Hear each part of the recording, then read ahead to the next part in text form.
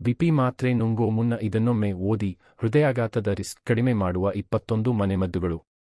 ಇಂದಿನ ಒತ್ತಡದ ಜೀವನ ಶೈಲಿ ಮತ್ತು ಫಾಸ್ಟ್ ಫುಡ್ ಸಂಸ್ಕೃತಿಯಿಂದಾಗಿ ರಕ್ತದೊತ್ತಡ ರೋಗಿಗಳ ಸಂಖ್ಯೆ ದಿನದಿಂದ ದಿನಕ್ಕೆ ಹೆಚ್ಚುತ್ತಿದೆ. ಬಿಪಿ ಎನ್ನುವುದು ಮೇಲ್ನೋಟಕ್ಕೆ ಚಿಕ್ಕ ಸಮಸ್ಯೆಯಾಗಿ ಕಂಡರೂ ಅದನ್ನು ನಿರ್ಲಕ್ಷಿಸಿದರೆ ಹೃದಯಾಘಾತ, ಪಾರ್ಶ್ವವಾಯು ಮತ್ತು ಕಿಡ್ನಿ ವೈಫಲ್ಯದಂತಹ ಗಂಭೀರ ಕಾಯಿಲೆಗಳಿಗೆ ಕಾರಣವಾಗಬಹುದು. ಅಧಿಕ ರಕ್ತದೊತ್ತಡಕ್ಕೆ ಪ್ರತಿದಿನ ಮಾತ್ರೆಗಳನ್ನು ಸೇವಿಸುವುದರಿಂದ ಅಡ್ಡಪರಿಣಾಮಗಳಾಗುವ ಸಾಧ್ಯತೆ ಇದೆ. ಆದರೆ ಯಾವುದೇ ಅಡ್ಡಪರಿಣಾಮಗಳಿಲ್ಲದ ನೈಸರ್ಗಿಕ ಮನೆಮದ್ದುಗಳ ಮೂಲಕವೇ ನಾವು ರಕ್ತದೊತ್ತಡವನ್ನು ನಿಯಂತ್ರಣದಲ್ಲಿಟ್ಟುಕೊಳ್ಳಬಹುದು.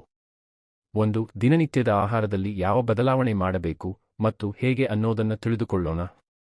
ಚಪಾತಿ ಮಾಡುವಾಗ ಗೋಧಿ ಹಿಟ್ಟು ಮತ್ತು ಕಡಲೆ ಹಿಟ್ಟನ್ನು ಸಮಾನ ಪ್ರಮಾಣದಲ್ಲಿ ಬೆರೆಸಿ ಮಾಡಿ. ಹಿಟ್ಟಿನಿಂದ ಹೊಟ್ಟು ತೆಗೆಯಬೇಡಿ, ಇದು ಬಿಪಿ ನಿಯಂತ್ರಿಸಲು ಸಹಕಾರಿ.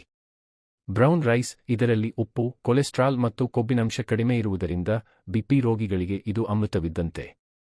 ಮೂಲಂಗಿ.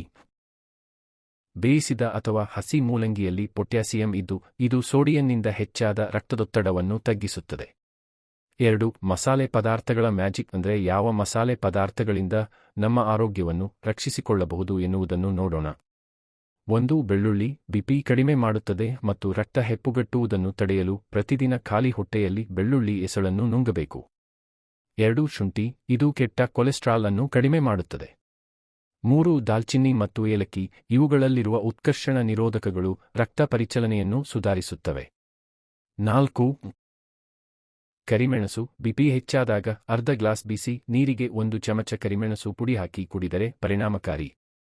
3. ವಿಶೇಷ ಪಾನೀಯಗಳು ಮತ್ತೆ ಇವುಗಳ ಉಪಯೋಗ. 1. ನಿಂಬೆ ರಸ, ಬಿಪಿ ತಕ್ಷಣ ಕಂಟ್ರೋಲ್ ಮಾಡಲು ಅರ್ಧ ಗ್ಲಾಸ್ ನೀರಿಗೆ ಅರ್ಧ ನಿಂಬೆಹಣ್ಣಿನ ರಸ ಬೆರೆಸಿ ಕುಡಿಯಿರಿ. 2. ಆಮ್ಲ, ನೆಲ್ಲಿಕಾಯಿ ಜ್ಯೂಸ್, ವಿಟಮಿನ್ ಸಿ ಇರುವ ಆಮ್ಲ ರಸವನ್ನು ಜೇನುತುಪ್ಪದೊಂದಿಗೆ ಬೆರೆಸಿ ಬೆಳಿಗ್ಗೆ ಸಂಜೆ ಸೇವಿಸಿ. 3. ತುಳಸಿ ಬೇವಿನ ರಸ, ತುಳಸಿ ಮತ್ತು ಬೇವಿನ ಎಲೆಗಳನ್ನು ಅರೆದು ನೀರಿನಲ್ಲಿ ಬೆರೆಸಿ ಬೆಳಿಗ್ಗೆ ಖಾಲಿ ಹೊಟ್ಟೆಯಲ್ಲಿ ಕುಡಿದರೆ 15 ದಿನಗಳಲ್ಲಿ ಬದಲಾವಣೆ ಕಾಣಬಹುದು. 4. ಮೆಂತ್ಯದ ನೀರು.